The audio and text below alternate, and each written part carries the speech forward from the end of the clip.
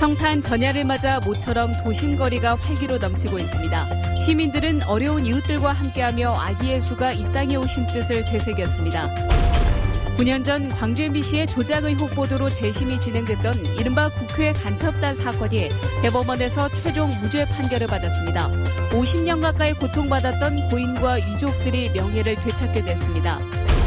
광주 시민들의 결혼 건수가 크게 줄었습니다. 올해 광주의 혼인율이 전국에서 가장 큰 폭으로 떨어졌습니다. 광주 지역 재개발 비리 의혹과 관련해 사법당국이 수사를 하고 있습니다. 공정거래위원회와 검찰이 조합 운영과 시공사 선정 과정에서 불법 행위가 있었는지 여부를 조사하고 있습니다. 여러분 안녕하십니까? 성탄 전야 어떻게 보내고 계십니까? 지금 거리에는 많은 사람들이 나와 있다고 합니다. 광주 충정로 연결합니다. 송정훈 기자, 사람들이 참 많은데요? 네, 지금 제가 나와 있는 이곳은 친구 또는 연인들끼리 무리지어 나온 시민들로 북새통을 이루고 있습니다. 거리에는 캐롤송도 울려 퍼지고 있어 크리스마스 분위기를 물씬 느낄 수 있습니다. 밤이 되자 기온이 떨어져 낮보다는 차가워졌지만 성탄 전야의 밤거리를 활보하는 데는 큰 어려움이 없겠습니다.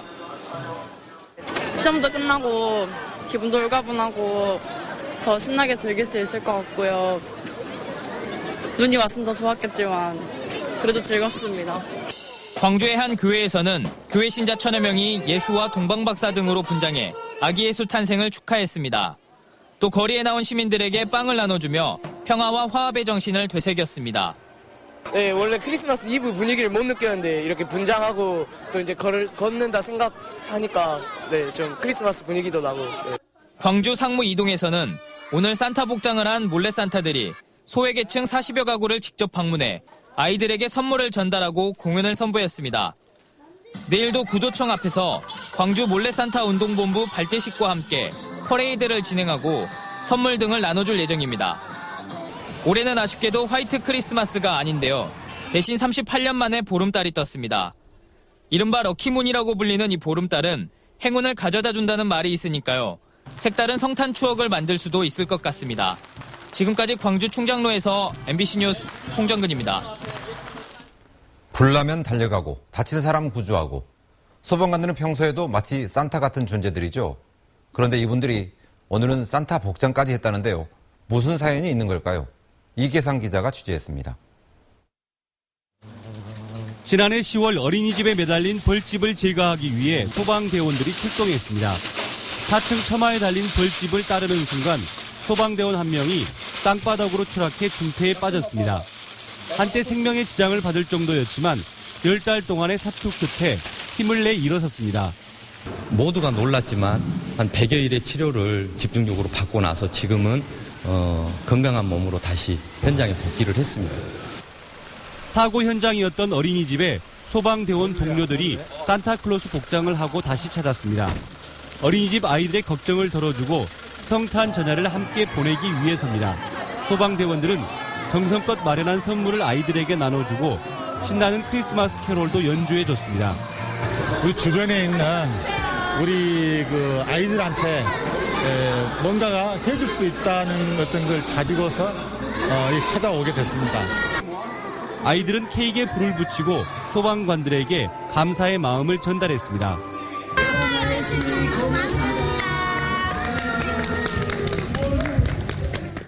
밤낮으로 긴급 출동을 하느라 바쁜 소방대원들이 성탄절을 맞아 아이들에게 잊지 못할 추억을 선사했습니다. MBC 뉴스 이계상입니다. 무등산 증심사 인근에 동족골을 개발하려던 광주시의 계획이 중단됐습니다. 광주시는 동족골을 집단 취락지구로 바꾸는 계획에 대해서 시민들의 반대 의견이 폭주해서 의견 수렴 절차를 중단했다고 밝혔습니다. 광주시는 일부 주민들의 민원에 따라서 동족골의 개발 제한을 해제하는 방안을 검토했지만 이 소식이 알려지면서 시민들의 반대가 쏟아졌습니다.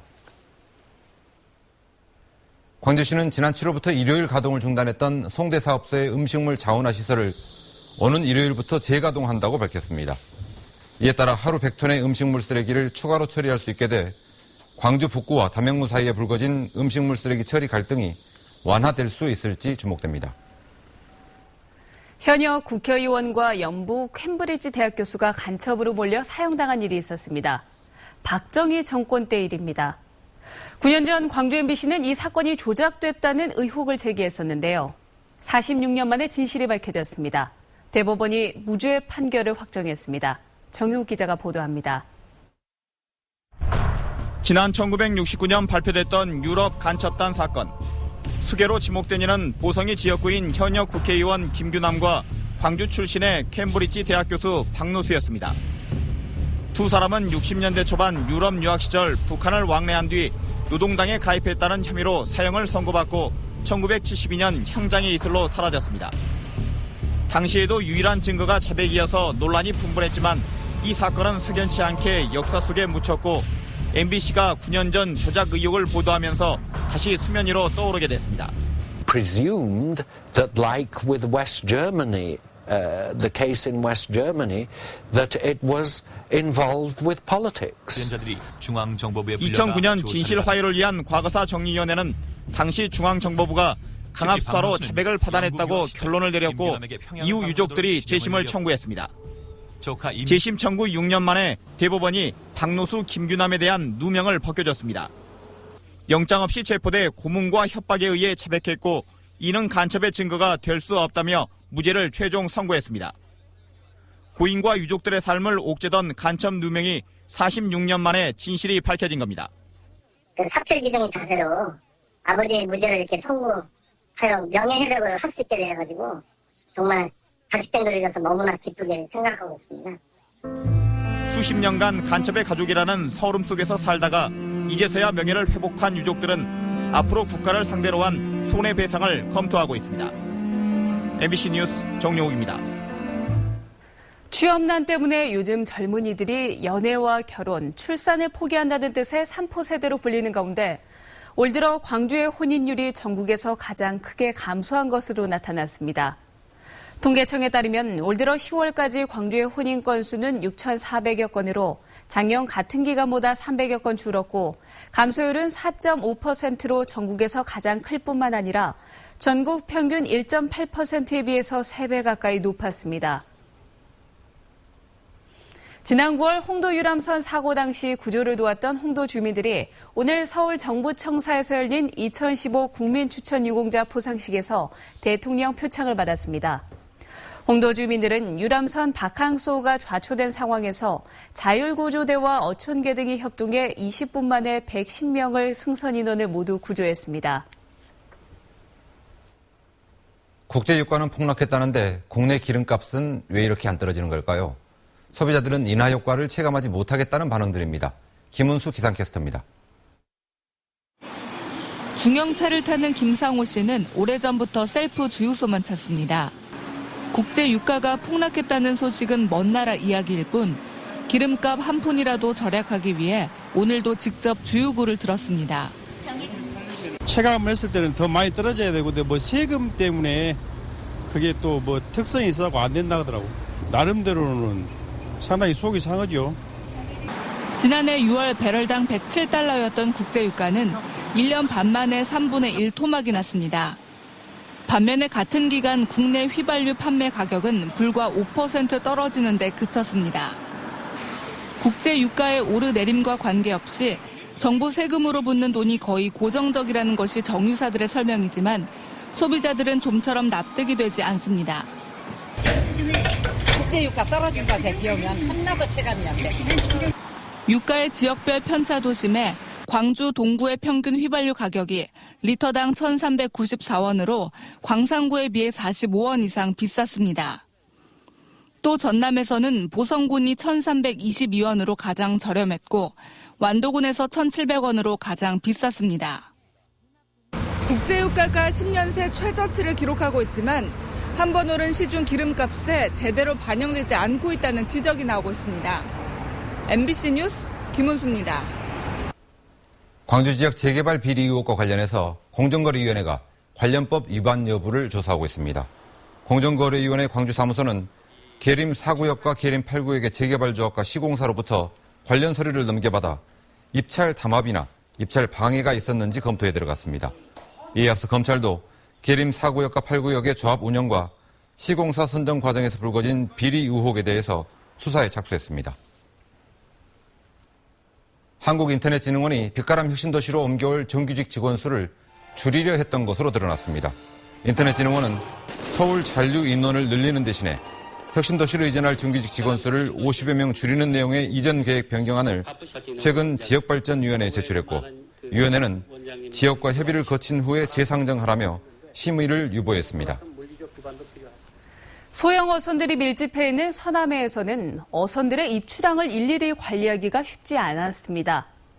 전파도 잘 안 터지는 산속에서 어선들과 교신하던 통신국이 마침내 바닷가로 옮겨 어선 안전관리가 수월해지게 됐습니다. 양현승 기자가 취재했습니다. 조업 중인 선박들이 화면 안에 가득합니다. 어떤 어선이 언제 출항해 어디에서 조업하고 있고 얼마만큼 잡았는지가 실시간 관리됩니다. 출입항 통보부터 조난 구조 신고에 이르기까지 바다 위 어민들과 육지를 잇는 건 무선 통신입니다. 목포 어업정보통신국이 어선과의 통신 업무를 시작한 건 1960년. 그동안 유달산 인근 옛 동사무소 건물을 사용해 왔습니다. 수신 통신에 감도도 안 좋았고 어민들하고 좀 동떨어진 산에가 있다 보니까 불편이 많았었는데 어선에 보낸 전파가 산에 가로막혀 전파 장애가 잦았지만 주택가 인근이어서 안테나를 높이 올리지 못했습니다. 그동안 지연됐던 청사 이전 예산을 올해 확보해 어선들이 드나드는 항구로 옮겼습니다. 전파 방해 없이 어선들과 교신이 가능해져 효율적인 어업 관리를 할 수 있을 것으로 기대됩니다. 한국 어업, 연안어업 어떤 중심지다. 여기에서 어떤 정보통신국이 새로 어떤 단장을 하고 어민들을 위한 새로운 서비스를 어떤 시작했다 하는 것은 아주 의미 있는 일이다. 목포 어업정보통신국은 새 건물에 교육장을 갖추고 심폐소생술 등 어민 안전사고 대응 교육을 늘릴 계획입니다. MBC 뉴스 양혜승입니다. 다음은 희망 2016 나눔 캠페인에 성금을 보내주신 분들입니다. 광주 남구 광주대학교 김혁종 총장과 교직원 407만 원을 보내주셨고 노대동 송화마을 7단지 아파트 주민 116만 6천 원, 전남 나주시 빛가람동 우미린 아파트 주민 131만 8천 원을 보내주셨습니다. 함께해 주셔서 감사합니다. 전라남도와 서울시가 귀농 희망자들이 사전 체험을 할 수 있는 서울농장 조성 사업을 본격 추진합니다. 서울농장은 귀농 희망자 15세대가 함께 머물며 사전 적응을 할 수 있도록 주거시설을 갖추고 있고 교육과 실습시설 등도 들어섭니다. 한평의 폐교를 리모델링한 서울농장은 2016년 5월까지 조성될 예정입니다. 전남 지역의 기임 수출액이 생산량에 비해서 크게 낮은 것으로 나타났습니다. 전라남도에 따르면 지난해 11월부터 올해 5월까지 도내에서 생산된 기임은 모두 30만 7천여 톤으로 전국 생산량의 74%를 차지했습니다.